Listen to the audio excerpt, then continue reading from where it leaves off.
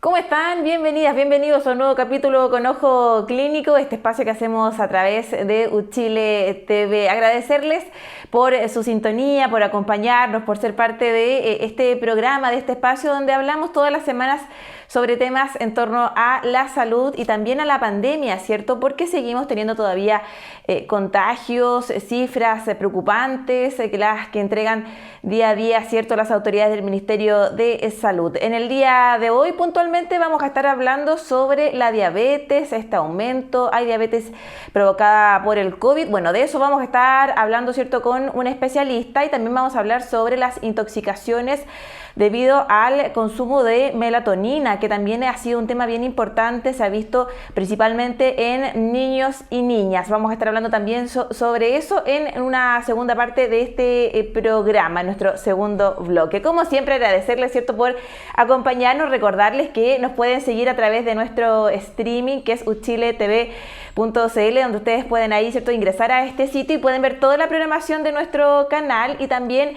si no pudieron ver algún capítulo en particular, lo pueden hacer a través del YouTube de la Universidad de Chile. Nuestra programación alcanza todo nuestro país, también estamos en regiones, porque nos importa también llegar a otras zonas de nuestro país. Si ustedes están, por ejemplo, en Antofagasta, están en Osorno o están también en Punta Arenas, lo pueden hacer en el 7.2, en la región metropolitana en el 11.2 señal digital. Si están en Vallenar, en Pichilemu también, ¿cierto?, o están en Lebu, lo pueden hacer en el 5.2, y como lo decíamos, sobre todo en la región metropolitana en el 11.2. De esta forma, entonces, comienza un nuevo capítulo de Con Ojo Clínico.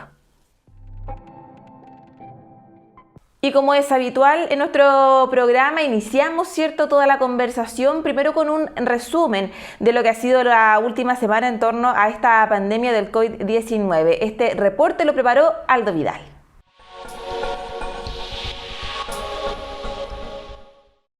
Estos son algunos de los hechos más relevantes relacionados con la pandemia ocurridos durante los últimos días. El Ministerio de Salud informó 6.106 casos nuevos de COVID-19, con una positividad de 16,5% en las últimas 24 horas a nivel nacional, y 36.000 exámenes PCR y test de antígeno realizados. La positividad diaria en la región metropolitana es de un 16,7%. Según la toma de muestra, las regiones con mayor positividad en la última semana son O'Higgins, Valparaíso, Coquimbo y la metropolitana. En tanto, la región de Atacama tiene la tasa de incidencia actual más alta por 100.000 habitantes, seguida por las regiones de Coquimbo, Arica y Valparaíso. Además, el Ministerio de Salud informó que continúa evaluando una eventual aplicación de la quinta dosis de la vacuna contra el COVID-19 y que la determinación se anunciará la próxima semana. Según indicó la ministra de Salud, María Begoña Yarza, estamos en evaluación y que esta estimación ha sido persistente. También esta semana se dio a conocer un estudio que cuantificó el impacto de las inoculaciones a escala mundial, liderada por expertos del Imperial College of London.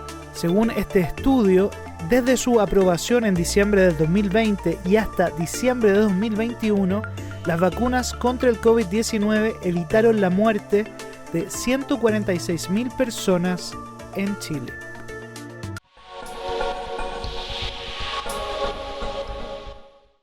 Y ustedes están viendo en pantalla a nuestro primer invitado. Él es Marcelo Alarcón, académico del Departamento de Bioquímica Clínica e Inmunohematología de la Universidad de Talca. ¿Cómo está, profesor?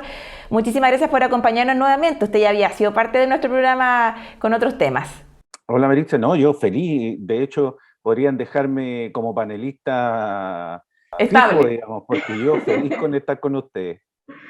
Muchas gracias, profesor. Bueno, el tema que nos convoca hoy día tiene que ver con este aumento de diabetes por COVID-19. Ha habido un aumento, ¿cierto?, de casos de esta enfermedad y se dice que esto podría ser también un efecto de la pandemia. ¿Qué tan cierto es esto? ¿Cómo está relacionada la diabetes con el COVID-19, profesor? Mira, vayamos definiendo algunas cosas, porque si logramos definir algunas cosas, lo demás, en general, la teleaudiencia lo va a hacer súper fácil de entender. Por ejemplo, primero el nombre correcto es diabetes mellitus.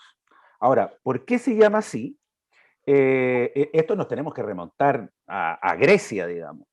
¿Qué es lo que pasaba? Que en la antigüedad, y eso es uno de los síntomas que también nos puede alertar si podemos tener o no diabetes, en la antigüedad la gente tenía mucha sed, y tomaba una gran cantidad de agua, y después iban a orinar y orinaban, según ellos, la misma cantidad de agua que ellos tomaban. Entonces, diabetes, para no descomponerlo en general, se dice que es a través. ¿Por qué?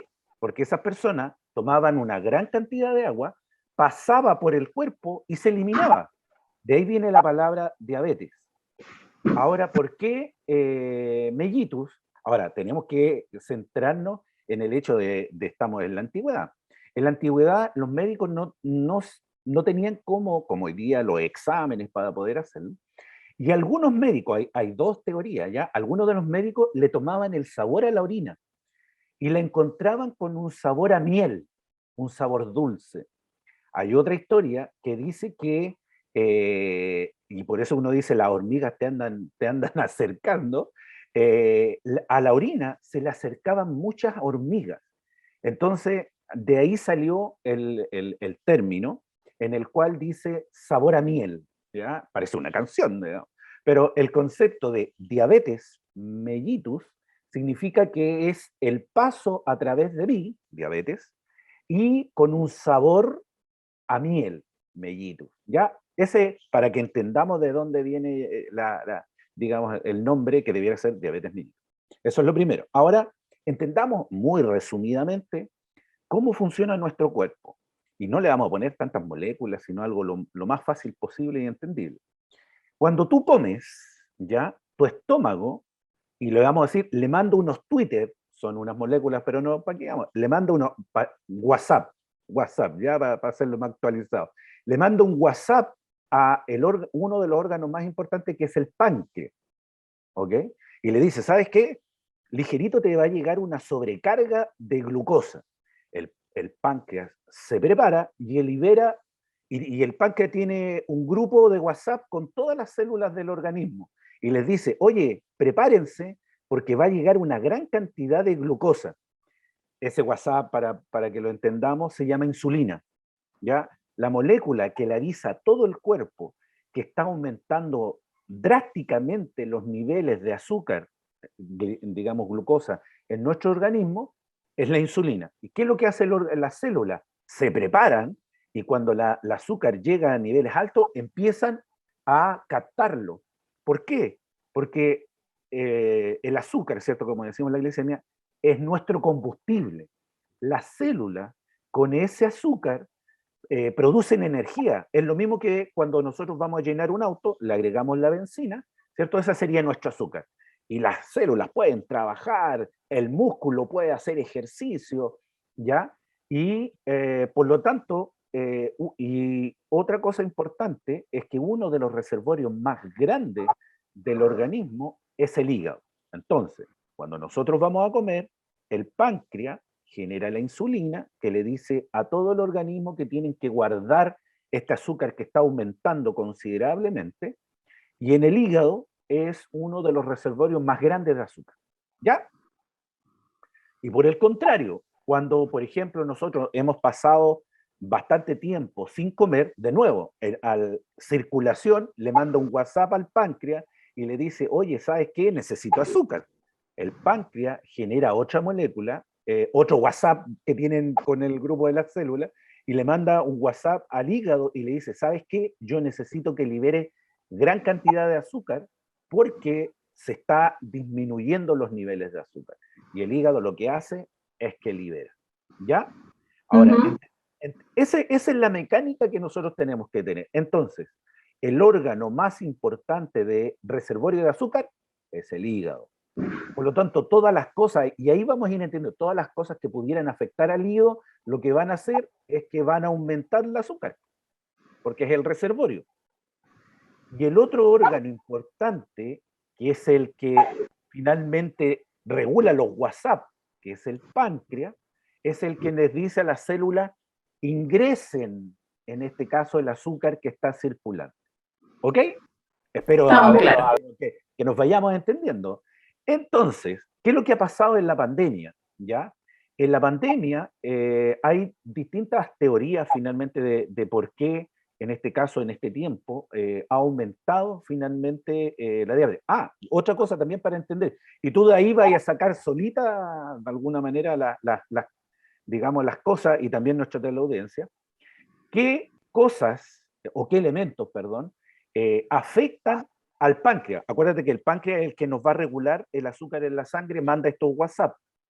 Mira lo que te voy a decir, el sobrepeso. De hecho, en la pandemia, en promedio, los chilenos subieron 8 kilos en la pandemia. Entonces, ¿te das cuenta? Otro elemento que también influye en el páncreas, el estrés. ¿Te das cuenta? El estrés también hace, digamos, cansar al páncreas y el páncreas dice, no, yo quiero descanso, digamos, ¿ya? Entonces tenemos sobrepeso, tenemos el estrés y ahora otros elementos directos. Nosotros todos hemos escuchado que este virus, el SARS-CoV-2, tiene unos receptores, digamos una llave de entrada. Tiene una llave de entrada para todas las células. Y el páncreas no es la excepción. Entonces, lo que hace finalmente, o lo que se ha visto ahora con los estudios, es que el virus entra en el páncreas. Y el virus se multiplica. Y cuando se multiplica y sale, revienta, rompe la célula. Entonces te das cuenta que está matando al centro neurálgico que manejaba estos WhatsApp. Entonces, si nosotros tenemos el páncreas, ya sea por la obesidad, por el estrés, por la infección en este caso del virus, incluso la propia infección, no el virus, sino la propia infección. ¿Se acuerdan que nosotros hemos escuchado el término de la tormenta de citoquinas? Entonces, la propia infección también bloquea, ¿cierto? Sobresatura al páncreas y por lo tanto, finalmente, no hay quien le diga al organismo, ¿sabes qué? No puede mandar ese WhatsApp al grupo, que era la insulina, ¿cierto? Para bajar los niveles de glucosa. ¿Y qué es lo que ocurre? La glucosa, el azúcar que llamamos todos, empieza a aumentar, aumentar, aumentar y aumentar. Ahora, por decir, con la diabetes también hay una gran cantidad, en este caso, defectos. Por ejemplo, el riñón es digamos, nuestra maquinita que nos saca, no, digamos, todos los contaminantes que tenemos en circulación y la elimina a través de la orina. Entonces, imagínate un riñón que nunca para, 24/7, está trabajando. En el poco tiempo, si tú tienes una máquina en el cual tienes 24/7 trabajando, se va a echar a perder. Se va a fundir por algún momento, claro. Exactamente. Y una de las complicaciones que tienen los diabéticos es que caen en falla renal. Y de ahí pueden venir otros procesos como la misma diálisis, por ejemplo, ¿no? Profesor, usted daba algunas luces, ¿cierto?, de los factores, ¿no?, que podían también incidir en el desarrollo de una diabetes. Estamos hablando de estilos de vida, quizás el mismo confinamiento que tuvimos hizo que nuestra alimentación cambiara, menos ejercicio. Si pudiéramos también profundizar en eso, los factores que inciden en este caso en el desarrollo de una diabetes mellitus. Mira, en general nuestro cuerpo no siempre nos avisa, si nuestro cuerpo nos está avisando constantemente. ¿En qué sentido? Por ejemplo, uno dice, chuta, ¿cómo? Ya, yo sé que tengo de alguna manera sobrepeso, pero ¿eso realmente incide, por ejemplo, en la diabetes? Y esto lo podemos hacer todos. Si nosotros nos medimos la cintura, lo que le llaman, digamos, el neumático regalón, digamos, el Michelin, El rollito. llamamos, el rollito. Entonces, basta este simple, de alguna manera, examen. Si yo tomo una wincha, cualquiera sea de estas, de coser, de cualquiera, y mido la circunferencia de mi estómago, en los hombres lo ideal es que sea menos de 94. En las mujeres, lo ideal es que sea menos de 90. Por lo tanto, ya ahí tenemos un aviso. Si nosotros tenemos, y no quiero decir cuánto, digamos, si nosotros tenemos sobre esas medidas, yo podría estar, digamos, con un factor de riesgo de obesidad, en este caso, en el cual me pudiera, en este caso, llevar perfectamente a una diabetes. ¿Ya? Lo otro, tal como tú señalas, decíamos que el músculo, la glicemia es, perdón, la glucosa en este caso, es una benzina. El músculo, para moverse, ejercitarse, consume mucha glucosa. Entonces, por lo tanto, otro elemento que nos puede ayudar, ¿cierto? En este caso, es el ejercicio. Y otro elemento que también va, en este caso, a la mano con el sobrepeso, es la vida sedentaria. Y uno dice, pero es que no tengo tiempo, es que no puedo. Mira, ¿sabes qué? Se hizo el siguiente experimento, lo voy a echar muy corto. Hubieron gente que no hizo nunca un ejercicio, ni se movía, siempre en la silla. Hubo otra gente que se le midieron, digamos, los parámetros, que iba a tomar la micro. Y generalmente cuando tú vas a tomar la micro, ¡oh! O el metro, ¿cierto? ¡Uy! Viene el metro y me apuro. Imagínate. Claro. Y otros, claro, los más deportistas hacían ejercicio y todo. Lejos, lejos, lejos, los deportistas, los que hacían ejercicio, digamos eso, finalmente reducían los factores de riesgo. Pero, sorprendentemente, el hecho de las personas que iban a tomar el bus bajaban los niveles de riesgo. Por lo tanto, basta caminar 30 minutos diarios. Uno dice, chuta, no tengo tiempo, tengo que inscribirme en un gimnasio tal vez, o a lo mejor en la casa, pero basta con caminar sin detenerse y a una velocidad constante, 30 minutos, y ya ese es un ejercicio importante para mi salud, que estoy bajando los factores de riesgo, en este caso, para subir diabetes. Y ahora, ahora si es que tenemos los exámenes tal vez, que tiene que ver con los valores de la glicemia, ¿ya? También para que la gente explicarlo, existen, digamos, ciertos valores. Por ejemplo, cuando yo voy al médico, obviamente siempre hay que ir al médico para estar chequeando, cuando yo tengo valores en este caso de glucosa menos de 100, eso me dice yo estoy bien. Pero cuando yo tengo valores de glucosa entre 100 y 125, ahí nuestro cuerpo está parpadeando con una luz tremenda y nos está diciendo, si tú no haces ejercicio, si tú no bajas de peso, si tú no consumes comida saludable, vas a llegar a la diabetes con valores sobre 126 de glucosa. ¿Ya? Por lo tanto, esos son elementos, de hecho, en algunos lados, cuando tienen valores entre 100 y 125, le llaman la prediabetes. Entonces, siempre nuestro cuerpo nos está avisando y está diciendo, estamos flojos, tienes que hacer ejercicio, tienes que, ahora, digamos lo que decíamos, que nos ayudó en la pandemia, el estrés. Ya finalmente estamos viendo que antiguamente el estrés decía, eso es de loco, digamos. No, el estrés estamos viendo que todo lo podemos sufrir y finalmente nos puede llegar a producir, en este caso, enfermedades como, por ejemplo, la diabetes. Claro, tiene que ver con nuestros estilos de vida también, ¿no? Todo cada día más acelerado. Parte de las notas de prensa que uno podía revisar, ¿cierto?, frente a este tema, se habla de que más de 500.000 de nuevos diabéticos, ¿cierto?, podemos tener en nuestro país y que se advierte, ¿cierto?, esta explosiva alza debido a la pandemia. ¿De qué forma hay que seguir también preocupándose de esto, profesor? ¿Qué implica también esto? Los controles médicos que hay que hacerse, ¿cierto? seguir cuidándose en el fondo, porque esto es una cadena, ¿no? Si uno le da COVID, uno también puede sufrir mayores consecuencias en su cuerpo dependiendo de las características propias de la persona, ¿cierto? Y podría en este caso también desarrollar una diabetes si es que es así.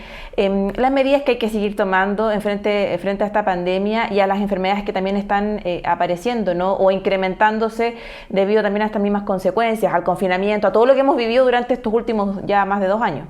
Bueno, básicamente lo que decíamos como cuidado, o sea, primero para cuidarnos de la pandemia, ya digamos los telespectadores lo tienen ya bien incorporado, pero siempre hay que repetirlo. Primero, ¿cierto? Para evitar este contagio tenemos que tener al menos una distancia de 1 metro, ¿cierto? Entre persona y persona. Que está en discusión todavía, pero obviamente a todas luces es algo que nos protege, es el uso de mascarilla. El uso de mascarilla, cuando hay 2 personas que no usan mascarilla y una está contagiada, la probabilidad de contagio es de un 100%. Y cuando en este caso al menos las 2 personas usan mascarilla, la probabilidad de contagio es menos del 1%. Entonces, no hay discusión con el uso de la mascarilla, digamos. Eso es uno.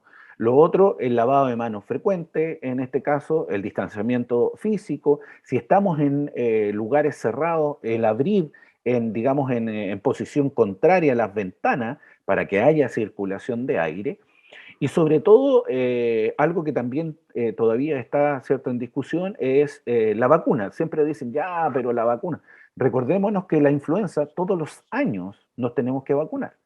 Y finalmente nadie dice, pero no todos los años nos tenemos que vacunar. Este es un virus que finalmente empezó muy agresivo. La idea de los virus para que ellos puedan seguir estando es que finalmente, y es lo que se dice, va a llegar a un mínimo donde no mate mucha gente y como que pase desapercibido, por decirlo así. Y eso es con respecto a finalmente, como te decía, directamente con el virus.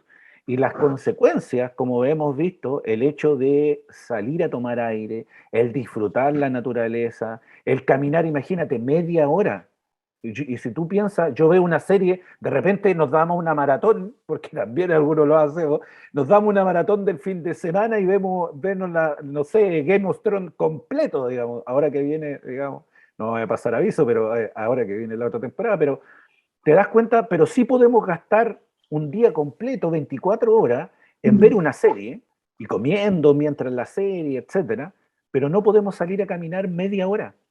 No podemos salir a disfrutar, ¿cierto?, de la naturaleza, de los animales, etcétera. Entonces te das cuenta que son cosas súper... No, aquí no se trata de, tengo que gastar 1 millón de pesos. No, es salir a caminar y con eso estoy haciendo ejercicio, estoy ayudando a mi cuerpo, finalmente para tener una vejez, y ese es otro tema, para tener una vejez, un envejecimiento saludable. Hablamos de que, cierto, más de medio millón de chilenos estarían con esta situación, en esta condición. ¿Está preparado el sistema para enfrentar esta situación? Y también brevemente, profesor, preguntarle por los tratamientos, ¿no?, que hay que seguir, hay que cuidarse, hay que también ser bien rigurosos si hablamos de diabetes. Sí, bueno, en general, lo que tiene que ver, si todos llegan, y ese es el gran, digamos, si todos llegan en un momento, recuerda, ¿cierto? Sé que es otro tema, pero acuérdate que cuando con los niños en las infecciones respiratorias, hubo un momento que quedaban 10 camas en el país. ¿Ya? Llegó hasta eso, después bajó. ¿Por qué? Porque ocurrieron en gran masa. Lo que hizo el Ministerio de Salud es que finalmente hizo un portal para que la gente preguntara y no llegara finalmente en masa. Ahora, es imposible, ni siquiera a Estados Unidos o Europa, si toda la población llega en masa, es imposible que finalmente pueda decir, no, estamos tranquilos, lo podemos hacer. No. Entonces, la idea, tal como tú señalabas, finalmente los cuidados en este caso que tenemos que tener, finalmente cuando las personas tienen diabetes, como decíamos, tiene que hacer ejercicio, tiene que tener una alimentación sana, tiene que dejar de lado la comida chatarra, tiene que dejar de lado ya finalmente, yo sé que las preocupaciones, digamos, son parte de nuestra vida, digamos, pero en ese sentido, finalmente controlar de su glicemia normalmente, porque decíamos, por ejemplo, con el riñón, un riñón que está trabajando sin parar, ¿qué es lo que va a hacer? Va a dejar de funcionar. Una persona que tiene una diabetes, ahora, para lo mismo, muy brevemente, ¿cómo yo sé de alguna manera que puedo tener diabetes, que lo dijimos al principio. Personas que toman mucho líquido y orinan mucho, una gran resequedad de la piel, tienen infecciones recurrentes. Incluso en la mañana, cuando despiertan, en este caso, y le tienen como el aliento sabor a fruta. Todas esas cosas nos están indicando que este perímetro de la cintura, entonces algo está sucediendo, y como te digo, tener diabetes tampoco es el fin del mundo, por decirlo así. Porque, como decíamos, cuidándose bien, teniendo una alimentación sana, haciendo deporte, finalmente podemos mantenerla a raya. Pero ¿qué es lo que pasa? ¡Oh! Un completito. ¡Oh! En el verano, una sandita. Pero obviamente todo se puede en su justa medida. Así es. Profesor, le queremos agradecer por estos minutitos, por ser parte de nuestro programa y entregarnos tanta información tan útil, ¿cierto? Que estamos seguras, ¿cierto?, de que le va a servir a quienes nos siguen semana a semana. Que le vaya muy bien, muchas gracias. Yo siempre me enojo con ustedes porque se me pasa el tiempo volando. Yo quiero más, digamos, más extensión, pero no, me entretengo demasiado con ustedes y yo soy el agradecido con ustedes. Vamos a estar reencontrándonos prontamente. Que le vaya muy bien. Chao, chao. Hasta luego. Chao, chao.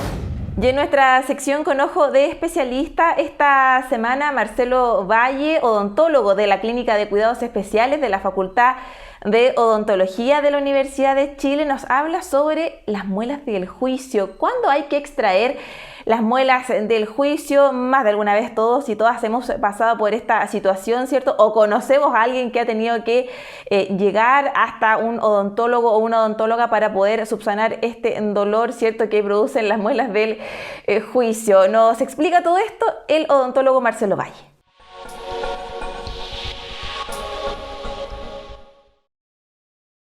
Las muelas del juicio, coloquialmente hablando, son lo que conocemos como terceros molares definitivos. Entonces, esas muelas salen al fondo de la boca, son las últimas. Usualmente salen alrededor de los 17, 18 años. Por un asunto de evolución, probablemente, ya no hay espacio en nuestras bocas para tantas muelas, porque son 3 muelas. Una muela a los 6 años, otra muela a los 12 años y otra muela a los 18 años. Esta muela es la muela del juicio, tercer molar. ¿Qué pasa con ellos? Que a veces molestan y a veces no. Entonces, de nuevo, hay que ver caso a caso. ¿Usted tiene espacio para esos molares? Bien, se la dejamos tranquila. Pero si usted no tiene espacio y empieza a molestar, a atacar a las otras muelas, a tratar de salir por cualquier lado de la boca, hay que sacarla. Entonces, ¿en qué momento? Con una radiografía entre los 16 y los 18 años, yo puedo saber, ¿sabe qué? Usted va a necesitar una cirugía para extraer estos molares. O ¿sabe qué? Controlémoslos en un año más a ver si es que tiene espacio. Entonces, de nuevo, no es una receta que yo les diga a ustedes, ¿saben qué? Sáquense la muela del juicio, no sirve para nada. No, hay que ver caso a caso. Por ejemplo, en mi caso, no me salieron las 4, salieron 3. No sé por qué. Y de esas 3, me las tuve que extraer porque no cabían en mi boca. Entonces tenemos que ver, en el caso de usted, ¿necesitará que se las extraiga o no? ¿En qué momento? Lo tenemos que analizar con radiografía entre los 16 y los 18 años.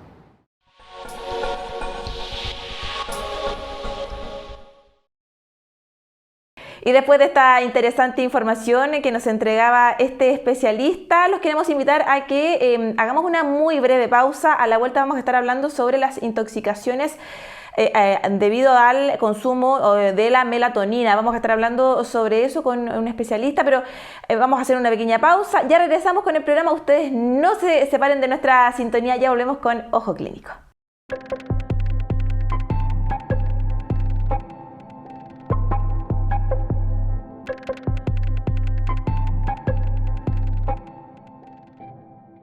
Y ya estamos de regreso después de esta pequeña pausa comercial para seguir con nuestro programa, con nuestro segundo bloque. Francisco Contreras nos preparó un resumen, nos preparó una nota que nos introduce, ¿cierto?, al tema que vamos a conversar ahora con un especialista. Tiene que ver con las intoxicaciones debido al consumo de melatonina. Esto es lo que nos cuenta Francisco Contreras.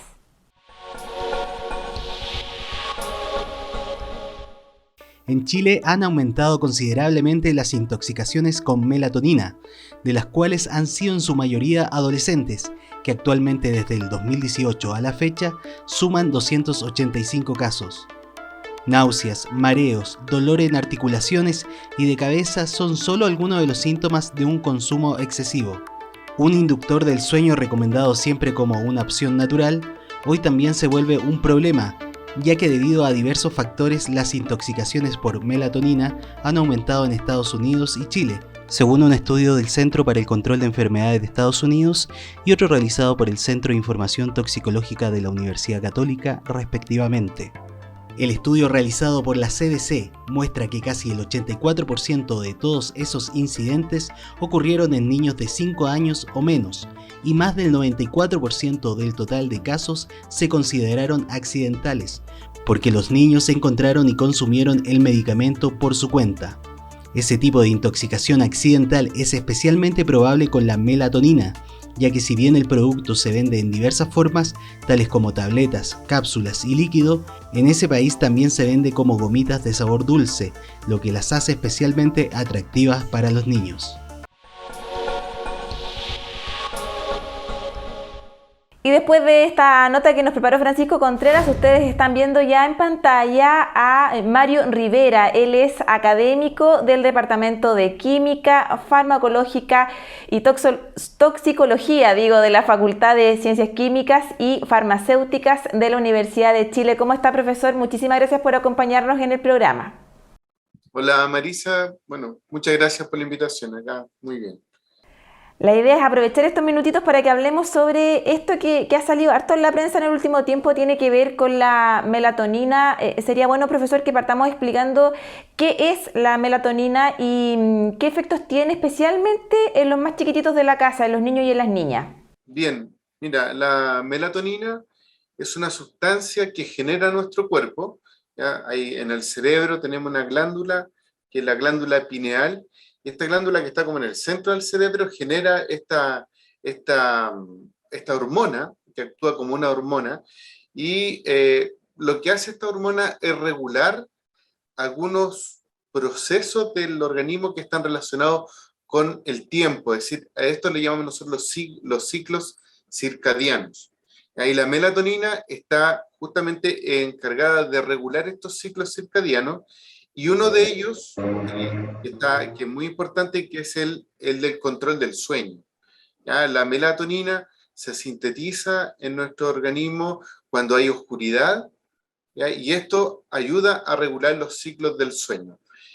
Así que es una sustancia natural que produce nuestro organismo, pero se ha podido sintetizar de forma, digamos, fabricarla para también ser ingerida como un coadyuvante en algunas alteraciones del sueño. Por ejemplo, cuando hay personas que viajan, tienen este jet lag, ya como diferencia de horario, sirve para regular nuevamente los ciclos del sueño, o también bastante útil, por ejemplo, en trabajadores que tienen turnos de día o de noche, y cuando hacen cambio en estos ciclos de día-noche, a ellos les cuesta mucho retomar sus ciclos normales de regulación del sueño, y ahí se utiliza también esta sustancia, la melatonina, digamos, en forma de medicamento. En relación a los niños, se ha observado este último tiempo, especialmente después de este tiempo de pandemia, que ha aumentado su uso en adolescentes y también en niños más pequeños. No está contraindicada, pero en el caso de los niños tienen que tenerse algunas precauciones en cuanto a su uso. Profesor, ¿esto uno lo puede adquirir de manera fácil, con receta? ¿Qué pasa con las dosis? Le pregunto esto porque uno ve, ¿cierto?, que se han registrado varios casos de intoxicaciones. Tiene que ver con un mal uso, con la dosis que se está aplicando, con efectos de la pandemia. Nuestros niños, nuestras niñas, nuestros adolescentes están teniendo problemas para conciliar el sueño, para regular, ¿cierto?, el sueño de manera natural. ¿Cómo entender lo que está pasando en el último tiempo? Sí, mira, este medicamento, bueno, no es un medicamento, en realidad esta sustancia en Chile ya, y en otros países del mundo se expende, digamos, como un suplemento alimenticio. ¿Ya? Es decir, en Estados Unidos, en Chile y en varios otros países, este medicamento no requiere una autorización ni la exigencia que tiene un medicamento para su venta. ¿Ya? Entonces, de venta libre, y tú la puedes encontrar en farmacia, la podrías encontrar en un supermercado, lo podrías también encontrar, por ejemplo, en un centro naturista. Entonces, es un medicamento que es una sustancia que no tiene una regulación específica como el reglamento de medicamentos. Ahora, ¿por qué está clasificado dentro de esa categoría? Porque la melatonina es una sustancia natural y que se encuentra también en algunas sustancias que uno puede ingerir, entonces por eso caen en la categoría de alimentos. Ahora, yo creo que hay algo importante, que es que hay una percepción, principalmente y en el caso de los niños, estamos hablando de una percepción, una falsa percepción de seguridad por parte de los padres o las personas que están encargadas de los niños, en pensar de que como es como una sustancia natural, se cree que es inofensiva, y que se podría administrar con seguridad. Y ahí hay un falso concepto, porque las sustancias, a pesar de tener un origen natural, tienen ciertos límites en cuanto a la dosificación, aunque sean naturales. Y esto implica riesgo, y principalmente en algunas poblaciones que son, digamos, que tienen algunas diferencias, por ejemplo, con los adultos. Acá podemos acá mencionar dos poblaciones de especial interés, que son los niños y que son los adultos mayores. ¿Ya? Todos los medicamentos o las sustancias que uno ingiere requieren ser procesadas por nuestro organismo. A esto nosotros le llamamos el metabolismo de las sustancias, de los fármacos. Y especialmente en niños y en adultos mayores, estos procesos metabólicos están, digamos, en los niños no están suficientemente desarrollados y en el adulto mayor están disminuidos.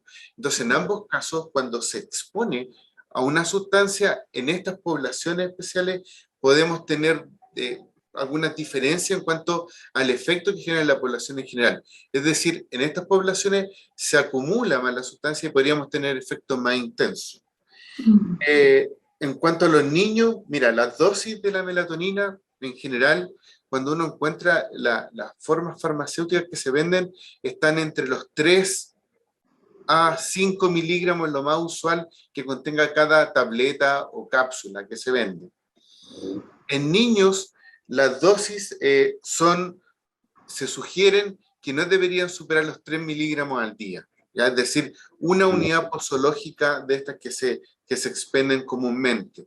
Entonces sería como la dosis. Cualquier dosis superior ya podría traer efectos adversos, ya relacionados con una dosis aumentada, y además tenemos el tema de que en niños muy pequeños pueden ser mucho más sensibles a estos medicamentos por esta capacidad disminuida que tienen para procesar estas sustancias en su organismo.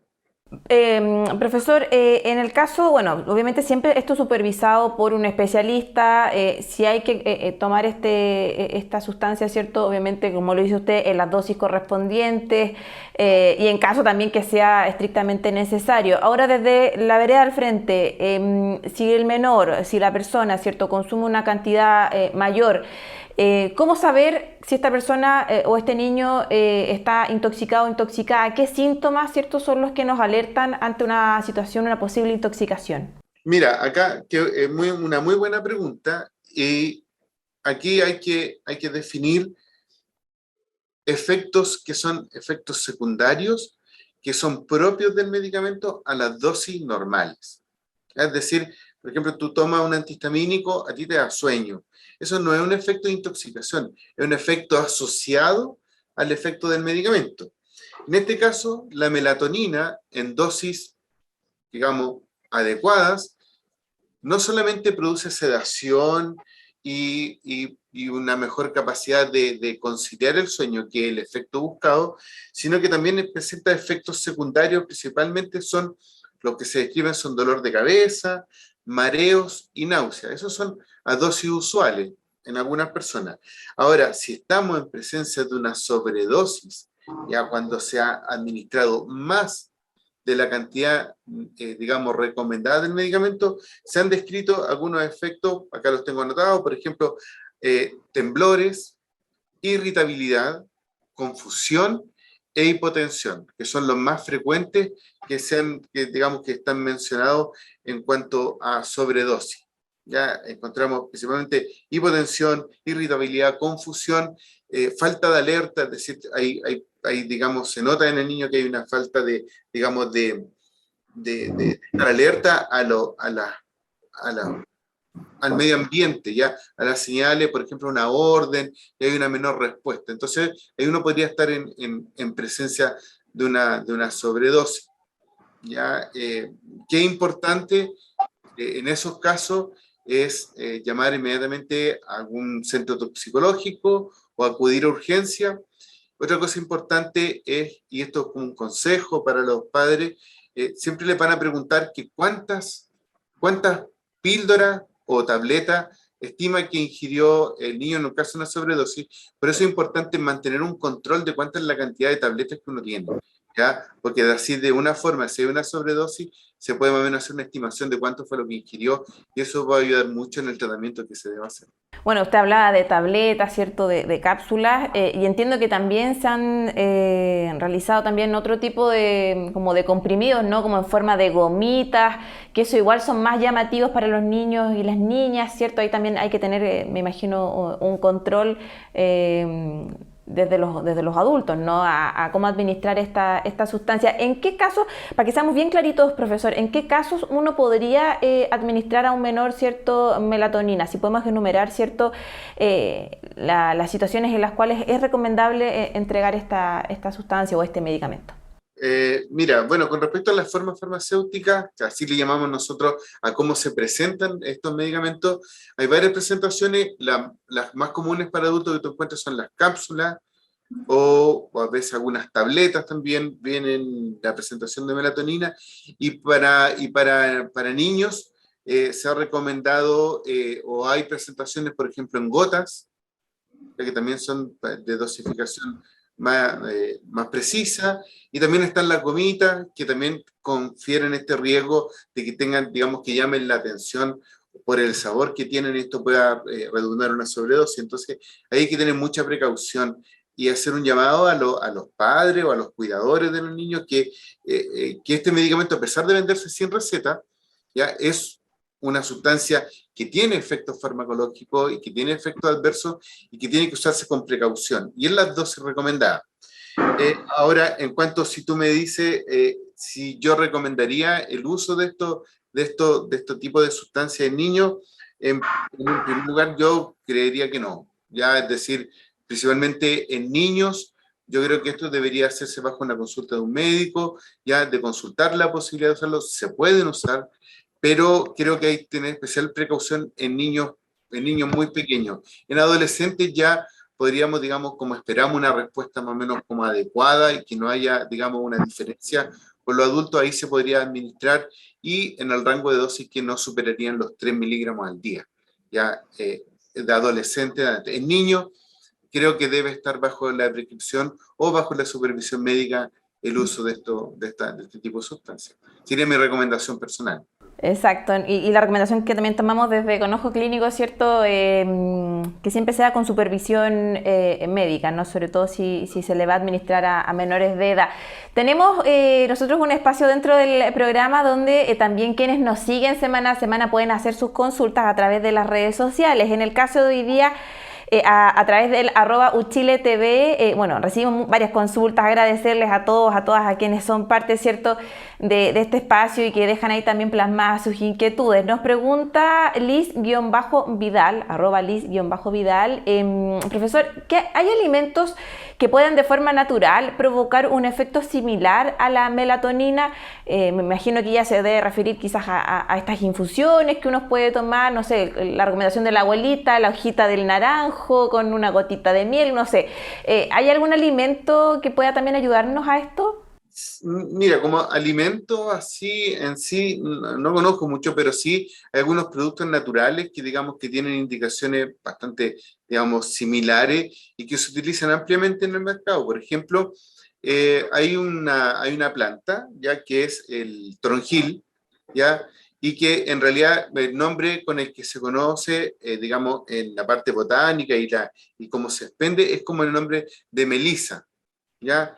Que la melisa, esa planta, digamos, tiene un uso tradicional que es un muy buen inductor del sueño, ¿ya? Así que las infusiones de melisa, y también tenemos otra planta que es la pasiflora, ya que la pasionaria, que también se usa en combinación con la melisa, hay varias combinaciones, y uno lo encuentra también como medicamento sin receta, como sustancias que no requieren receta médica, y son buenos inductores del sueño, ¿ya? Así que esa podría ser una alternativa a la melatonina en cuanto a algún medicamento que pudiese ayudar a conciliar el sueño, y también viene en gota, ¿ya? Y también, digamos, presenta un buen perfil de seguridad, es decir, son sustancias que aunque se ingiera mucho, los efectos adversos en realidad siempre son acotados, entonces tienen un buen margen de seguridad en su uso. Profesor, hablamos, bueno, de los niños, las niñas, ¿cierto? Por este consumo de melatonina, los adolescentes también, y hace ratito hablábamos también de los adultos mayores. La melatonina podría tener algún papel terapéutico pensando en algunas enfermedades que son más comunes, ¿cierto? A nivel neurogenerativo en personas mayores como el Alzheimer, por ejemplo. ¿Podríamos nosotros entregar a través de la melatonina alguna ayuda a estos pacientes?